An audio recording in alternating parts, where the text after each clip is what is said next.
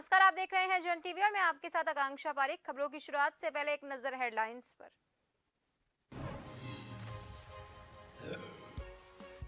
CM Dhami से PM के मुख्य सचिव, सलाहकार और उप सचिव ने की भेंट। बद्रीनाथ मास्टर प्लान के तहत पुनर्निर्माण कार्यों पर हुई चर्चा। चमोली में किया स्थलीय निरीक्षण।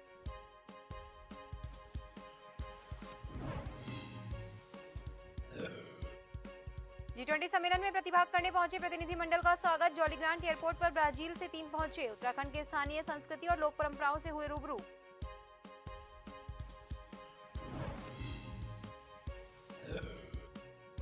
उत्तराखंड पुलिस द्वारा एंटी ड्रग्स दिवस सेमिनार का आयोजन। पुलिस महानिदेशक अशोक कुमार ने की कार्यक्रम की अध्यक्षता। प्रदेश को ड्रग्स फ्री बनाने पर चर्चा।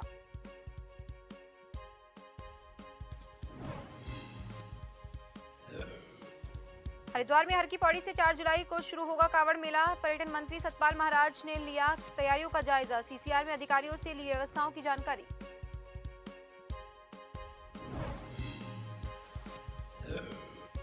और उत्तराखंड में भारी बारिश और आंधी की चेतावनी। कलियर में आज दूसरे दिन भी झमाझम बारिश। तापमान में आई गिरावट। मौसम विभाग ने जारी किया था येलो अलर्ट।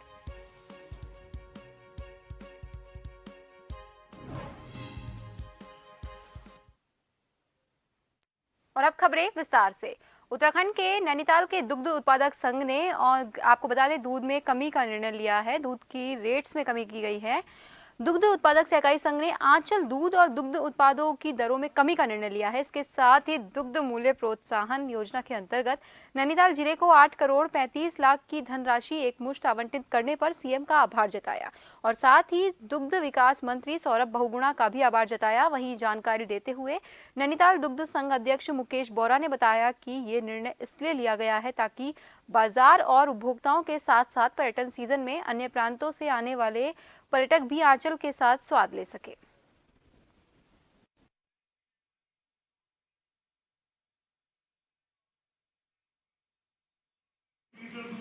हम अपने पर्यटकों को और अपने जो आंचल ब्रांड को उत्तराखंड में सर्वश्रेष्ठ बनाने के लिए प्रयास कर रहे हैं। और उसी क्रम में कल माननीय मंत्री दुग्ध विकास सौरभ बहुगुणा जी से मेरी वार्ता हुई। उन्होंने मुझे निर्देशित करा कि आज पूरे उत्तराखंड में जिस स्तर से पर्यटक आ रहे हैं तो क्या आंचल कर सकता है, तो उसमें विचार विमर्श हुआ। तो हमने कहा, हम उनकी कुछ बोले बहुत अच्छी बात है। तो हमने पर्यटकों के स्वागत में और अपने आम उपभोक्ता को सुविधा देने के लिए 2 रुपये प्रति लीटर दूध के दाम 25 जून से कम करे हैं। साथ ही घी में 40 रुपये प्रति किलो की भारी भरकम कमी करी है। मक्खन में 50 रुपये प्रति किलो और दही में 17.5 रुपये प्रति किलो के रेट हमने कम करे हैं।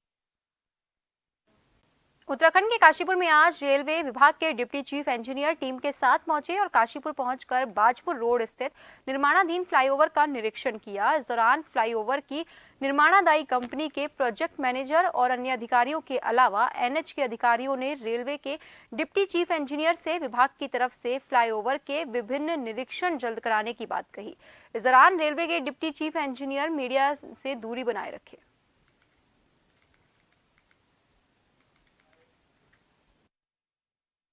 सर, रेलवे के द्वारा आज एक सरप्राइज विजिट की गई है। हमारे अनिल सप्रे जी हैं, ये डिप्टी चीफ इंजीनियर हैं, ये आज विजिट पे आए हैं यहाँ पे और इनसे हमने रिक्वेस्ट की है, आप सभी लोगों के आगे भी रिक्वेस्ट की है और अभी हम इनसे मिलने के बाद भी रिक्वेस्ट करेंगे कि ये जो हमारा वेल्डिंग की चेकिंग का और बियरिंग्स का इंस्पेक्शन है वो जल्दी से जल्दी करवाया जाए, सो दैट हम लोग इस चीज़ को पूरा करके और जो हमारे एक्सीएन साहब ने डेट दी है अपने चीमा साहब को, उस चीज़ पे हम खरे उतर सकें और उसी के लिए हम लोगों ने इनसे प्रार्थना की। और कल हम लोग खुद बरेली जाके आए, मैं खुद गया हूँ और वहाँ पे हम लोगों ने आगे फॉरवर्ड एक कदम और आगे बढ़ाया है कि हम लोगों ने गोरखपुर के लिए एक लेटर निकलवाई हैं, दोनों, एक वेल्डिंग के लिए और एक बेयरिंग्स के लिए, और वो मैं आप लोगों के साथ साझी कर दूंगा। ये एक कलेक्टिव काम होता है सभी लोगों के सहयोग। उत्तराखंड के देहरादून में एलआईसी पॉलिसी मामले में करोड़ों की ठगी करने वाले अपराधी को दिल्ली से गिरफ्तार किया है।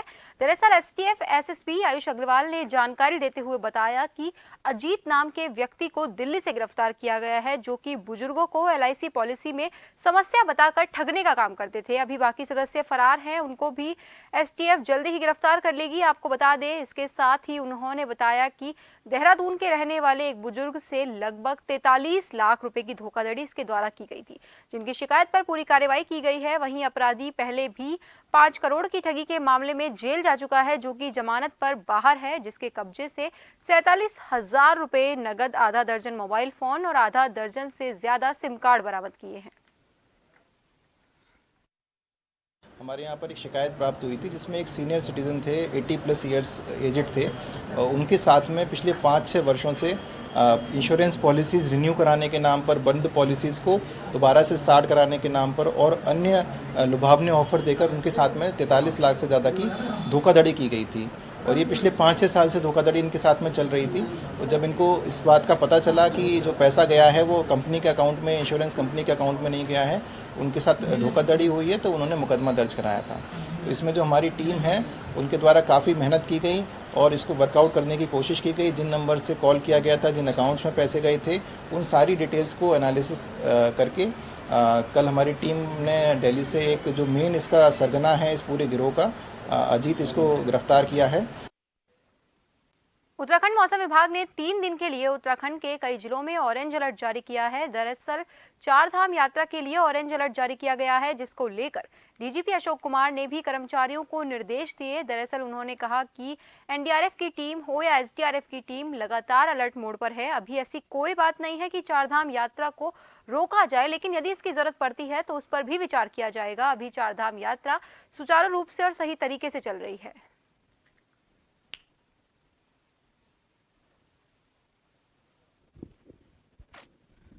जारी था, उसके मेरे ख्याल से 3 दिन बीत चुके हैं और अभी तक लकीली ठीक चल रहा है। फिर भी जो हमारे ऊंचे क्षेत्रों के जितने जनपद हैं, सब जगह हमारे लोग अलर्ट हैं। हमारी एसडीआरएफ की टीमें लगी हुई हैं। 4 धाम यात्रा रुकी नहीं है। अगर ऐसी नौबत आई तो उस पर भी विचार करेंगे। अभी ऐसी नौबत नहीं आई है और अभी तक यात्रा ठीक ठाक चल रही है। उत्तराखंड में कावड़ यात्रा को लेकर प्रशासन तैयारियों में जुट गया है। उत्तरकाशी जिले में लाखों की संख्या में श्रद्धालु गोमुख और गंगोत्री से कावड़ भरने आते हैं। ऐसे में पुलिस विभाग ने यात्रियों की सुरक्षा के लिए स्पेशल प्लान बना लिया। भंडारा चलाने वाले लोगों को प्रशिक्षित किया जा रहा है। इसके साथ ही लैंडस्लाइड वाले स्थानों पर फोर्स भी तैनात की जाएगी। हमने कुछ स्थान जो है वो चिन्हित कर लिए गए हैं जो सेंसिटिव और वल्नरेबल हैं, जहाँ पे बारिश की वजह से जो मलबा आता है या पत्थर गिरते हैं, तो वहाँ पे हमारी फोर्स तैनात रहेगी। और कावड़ियों को भी हम जो है समझाइश देंगे हमारे मीडिया और फेसबुक के पोस्ट से कि भाई अगर मौसम ख़राब रहे तो अपनी यात्रा जो है थोड़ा डिले करके रखिए। और कावड़िए जहाँ से पानी भरते हैं, जो जैसे गंगोत्री घाट हुआ, तो वहाँ पे जैसा कि आपको पता है अभी गंगा जी का स्तर जो है काफ़ी बढ़ गया है, जल स्तर। तो वहाँ पे हम एसडीआरएफ और हमारी फायर सर्विस की टीम जो है तैनात रहेंगी। वहीं अगली खबर रुड़की से है, जहां एक निर्धन महिला ने पुलिस पर आरोप लगाए। उसने बताया कि दीनदयाल पुल के पास मिट्टी के बर्तन बेच रही थी, तभी बीटीगंज चौकी से 2 पुलिसकर्मी आए और उसके बर्तनों को तोड़ दिया, जिससे महिला का करीब 2000 का नुकसान हो गया है। बहस की थी तुमने? तो पुलिस वाले आए और उन्होंने मेरे बर्तनों में लात मारी और बर्तन फोड़ गए मेरे 2000 के। छप्पर भी तोड़ दिया उन्होंने और मैं धूम में बैठी यहाँ, कुछ भी नहीं बोला उन्हें। यूँ कहते पीछे हटा लो, पीछे हटा रहे थे हम, और उन्होंने लात मारी, इसमें चलान भी किया। हाँ जी। 4 जुलाई को शुरू होने जा रही कावड़ मेले की व्यवस्थाओं का जायजा लेने के लिए पर्यटन मंत्री सतपाल महाराज हरिद्वार पहुंचे, जहां उन्होंने सीसीआर में आला अधिकारियों के साथ बैठक कर कावड़ मेले की व्यवस्थाओं की जानकारी ली। इसके साथ ही अधूरे पड़े कार्यों को जल्द से जल्द पूरा करने के निर्देश भी दिए। कावड़ मेले के दौरान कावड़ियों पर हेलीकॉप्टर से पुष्प वर्षा की जाएगी। कावड़ पटरी पर जो सड़कें टूटी हुई है उनकी मरम्मत करने के निर्देश भी मंत्री ने दिए। इसमें पूरी तैयारियां हैं और इसमें जो ट्रैफिक प्लान की स्थिति हमने उसकी जानकारी प्राप्त की और यात्रियों के ठहरने और पार्किंग की स्थिति के बारे में जानकारी प्राप्त की। जो क्षतिग्रस्त रोड हैं उनकी मरम्मत हो रही है और डामरीकरण हो रहा है, कार्य तेजी से चल रहे हैं। इसके साथ साथ कावड़ियों की सुरक्षा की दृष्टि से भी हम लोगों ने जायजा लिया है। जगह जगह कैंप बनेंगे और लोगों की जो है व्यवस्था होगी। इसके साथ साथ मैंने आदेश दिए हैं कि हेलीकॉप्टर से जो है कावड़ियों पर पुष्प वर्षा की जाए। जो कावड़ी यहाँ आते हैं वो भगवान शंकर के भक्त होते हैं, उनका अभिवादन करना, सत्कार करना हमारा धर्म है। हल्द्वानी में जिलाधिकारी वंदना सिंह ने हल्द्वानी के गोलापार क्षेत्र में जमीनों की खरीद फरोख्त की जांच के आदेश दिए हैं। दरअसल गोलापार क्षेत्र में हाईकोर्ट को शिफ्ट किया जाना है, जिसके बाद से वहां जमीनों की खरीद फरोख्त और रजिस्ट्री के दौरान स्टाम्प शुल्क में चोरी सहित कई तरह की अनियमितताओं की शिकायत जिलाधिकारी को मिल रही थी, जिस पर जिलाधिकारी ने न सिर्फ रजिस्ट्री हुई जमीनों की जांच करने के आदेश दिए, बल्कि जमीन की खरीद फरोख्त की अनियमितताओं को रोकने के लिए भी कहा है। जिलाधिकारी वंदना सिंह का कहना है कि कई प्रकार की शिकायतें मिलने के बाद सिटी मजिस्ट्रेट को ये जांच सौंपी गई है। इसके साथ ही अवैध तरीके से कॉलोनियां और भूमि की खरीद फरोख्त किए जाने को लेकर भी पूर्व में भी कार्रवाई की गई है और आगे भी कार्रवाई की जाएगी। इसके अलावा सिटी मजिस्ट्रेट की जांच के बाद इस पर सख्त एक्शन लिया जाएगा।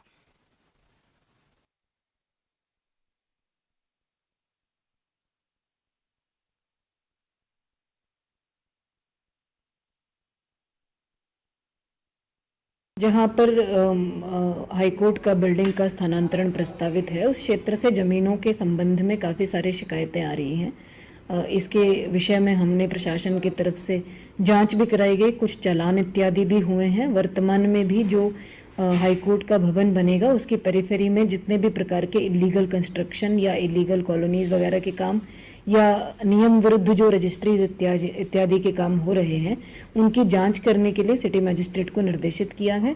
रिपोर्ट आने के बाद जो अनियमितताएं पाई जाएंगी उनके विरुद्ध कार्रवाई करेंगे। से जो रजिस्ट्री हो रही है उस पर भी अभी सभी जो रजिस्ट्रियाँ हुई हैं उनमें जो अनियमितताएं हैं उनकी जांच करने के लिए निर्देशित किया गया है।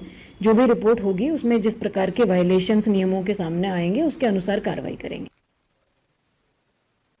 और फिलहाल खबरों में रुकेंगे एक छोटे से ब्रेक के लिए, जल्द हाजिर होंगे। बने रहिए जन टीवी के साथ।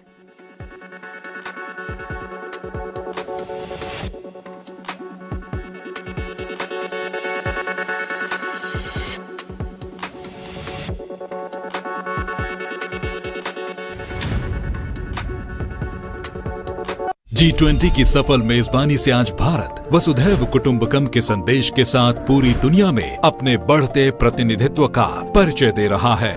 देवभूमि उत्तराखंड ने G20 सम्मेलन की पिछली 2 सफल बैठकों की मेजबानी के साथ पूरी दुनिया को अपनी समृद्ध परंपराओं, संस्कृति और चहुमुखी विकास से रूबरू कराया है। एक बार फिर उत्तराखंड तैयार है 26 से 28 जून तक G20 इंफ्रास्ट्रक्चर वर्किंग ग्रुप की तीसरी बैठक के लिए। अंतर्राष्ट्रीय फलक पर आज उत्तराखंड का वर्ल्ड क्लास इंफ्रास्ट्रक्चर नए भारत की तस्वीर पेश कर रहा है। ऑल वेदर रोड से बढ़ रहा है पर्यटन, राज्य के वर्ल्ड क्लास हाईवे बढ़ा रहे हैं। ब्रेक के बाद एक बार फिर से आप सभी का स्वागत है। बढ़ते हैं अगली खबर की ओर। उत्तराखंड के कोटद्वार से खबर है, जहां जसोधरपुर इंडस्ट्री एरिया में स्टील फैक्ट्री में काम करते समय एक मजदूर मशीन की चपेट में आ गया, जिसके बाद वहां मौजूद अन्य मजदूरों ने मशीन को बंद किया और घायल को अस्पताल लेकर गए, जहां डॉक्टर्स ने उसे मृत घोषित कर दिया। मजदूर की मौत की खबर सुनकर परिजनों का रो रो कर बुरा हाल है। वहीं पुलिस ने पंचनामा भरकर शव को पोस्टमार्टम के लिए भेज दिया। उधर परिजनों ने स्टील फैक्ट्री पर आरोप लगाते हुए उचित मुआवजे की मांग की है।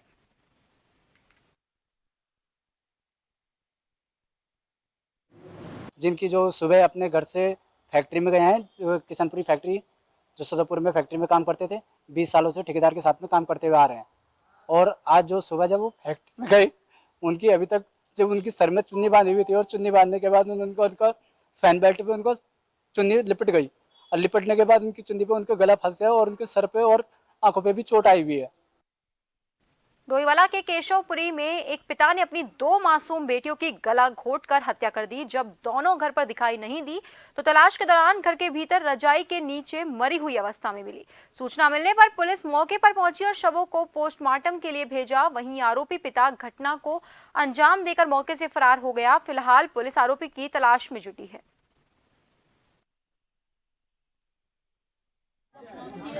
पता नहीं कहाँ नहीं मिला लड़का। हमारा कोई नहीं आने कमाने वाला, हमारे घर वाला नहीं कमाने वाला। बहुत महीना कोई नहीं है। किसके न बताया उसके लड़का चले गया, गिरने के बाद ये लोग घर पहुँचा। मेरे बच्चे देख बोला क्या जो बच्चा था जिन्हें देखो तो ये पूरे पहले ढूंढ लिया बच्चे को, घर लागल। जब वहाँ से आ गए तो बच्चे को देखा मरो दोनों। बच्चे ऐसे रहा, सुबह से ही कहानी देखा।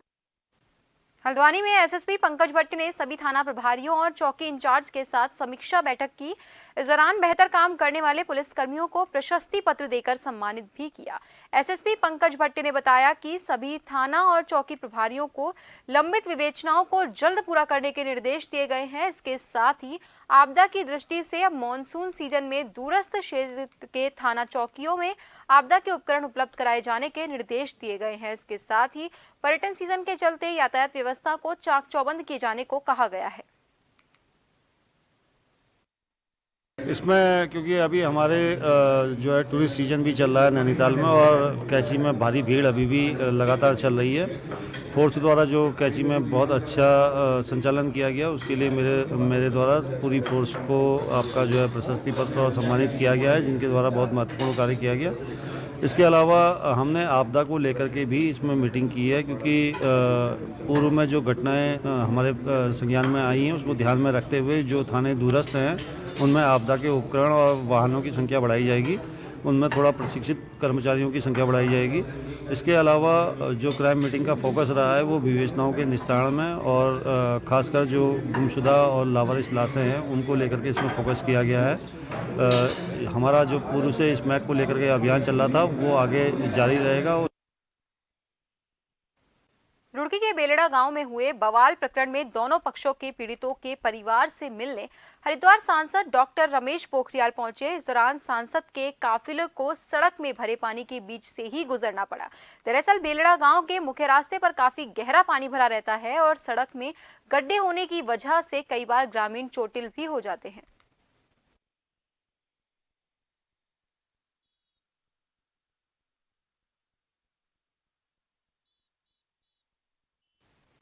चंपावत के लोहाघाट में 2013 में बने डाइट को अभी तक मान्यता नहीं मिल पाई, जिसकी वजह से जिले के युवाओं को डीएलएड प्रशिक्षण के लिए 125 किलोमीटर दूर पिथौरागढ़ के डीडी हाट जाना पड़ता है। इस वजह से युवाओं को ज्यादा खर्च के साथ कई दिक्कतों का सामना भी करना पड़ता है।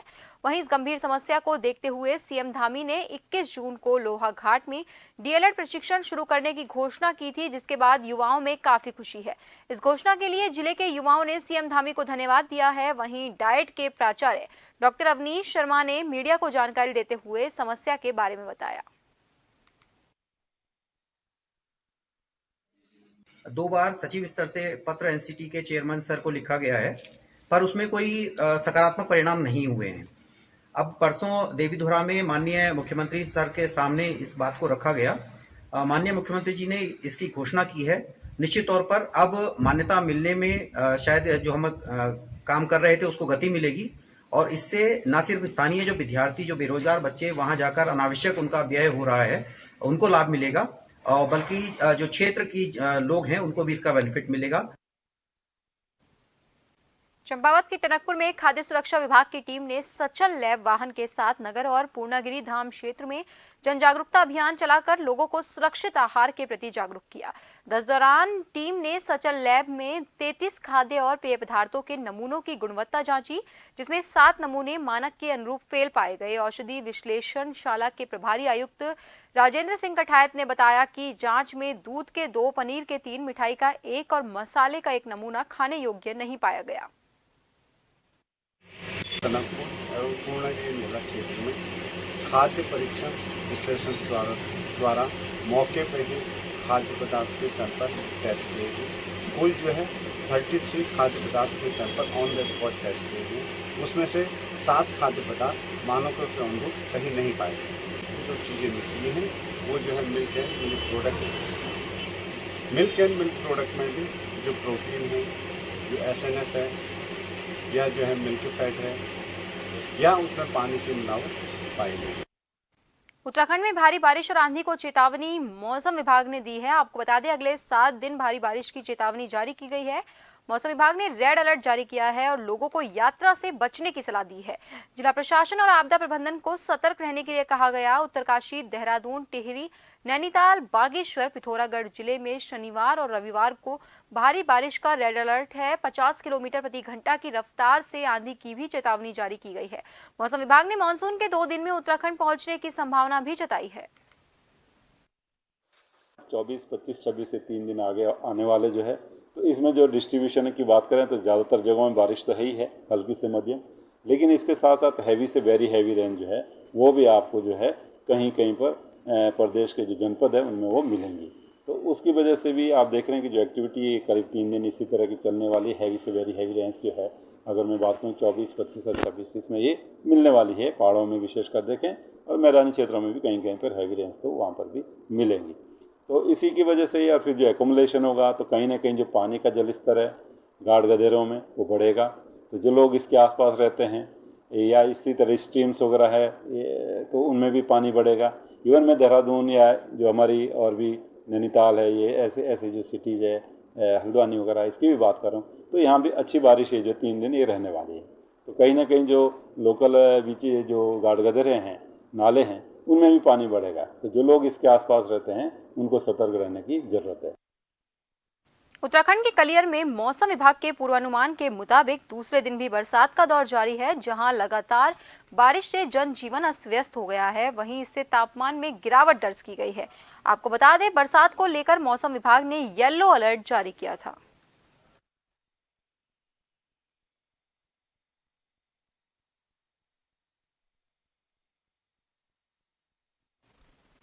और अब आखिर में एक नजर हेडलाइंस पर।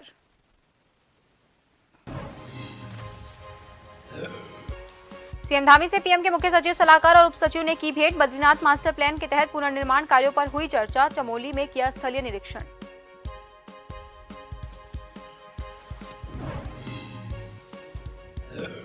G20 सम्मेलन में प्रतिभाग करने पहुंचे प्रतिनिधिमंडल का स्वागत। जॉली ग्रांट एयरपोर्ट पर ब्राजील से 3 पहुंचे। उत्तराखंड के स्थानीय संस्कृति और लोक परंपराओं से हुए रूबरू।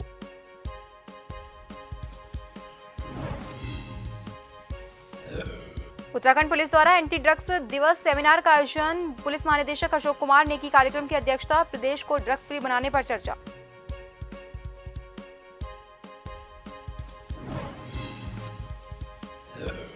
हरिद्वार में हर की पौड़ी से 4 जुलाई को शुरू होगा कांवड़ मेला। पर्यटन मंत्री सतपाल महाराज ने लिया तैयारियों का जायजा। सीसीआर में अधिकारियों से ली व्यवस्थाओं की जानकारी।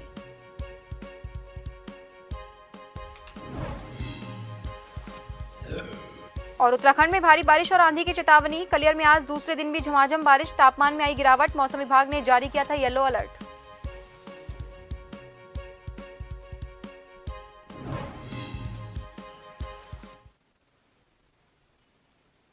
और फिलहाल के लिए इस बुलेटिन में इतना ही। बने रहिए जन टीवी के साथ। नमस्कार।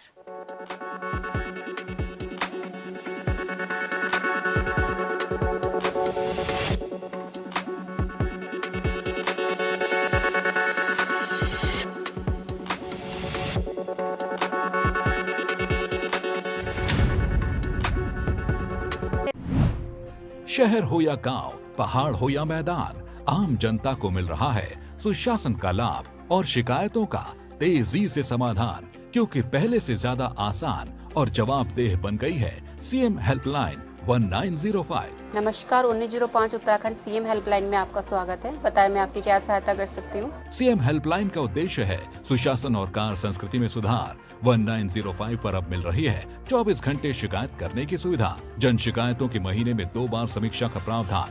Web portal, mobile app, audio call recording की सुविधा। 1905 पर मदद भी मिलेगी और शिकायत भी दर्ज होगी। शिकायतों की सुनवाई में हो रही है देरी या नहीं मिल रहा हो सहयोग, तो अब आप बेझिझक 24 घंटे में कभी भी डायल कीजिए सीएम हेल्पलाइन नंबर 1905, क्योंकि अब आपकी 1905 हो गई है पहले से ज्यादा आसान और जवाबदेह। सीएम हेल्पलाइन के जरिए नियुक्त अधिकारी तक पहुंचेगी आपकी शिकायत और होगी तत्काल प्रभावी कार्रवाई। मुख्यमंत्री पुष्कर सिंह धामी और हेल्पलाइन 1905 का लक्ष्य है गुड गवर्नेंस और सरलीकरण एवं संतुष्टि के साथ हेल्पलाइन 1905 का लाभ जन जन तक पहुंचे। अगर आपको भी है कोई शिकायत या समस्या तो कभी भी कहीं से भी कीजिए डायल 1905, क्योंकि अब समाधान हुआ आसान।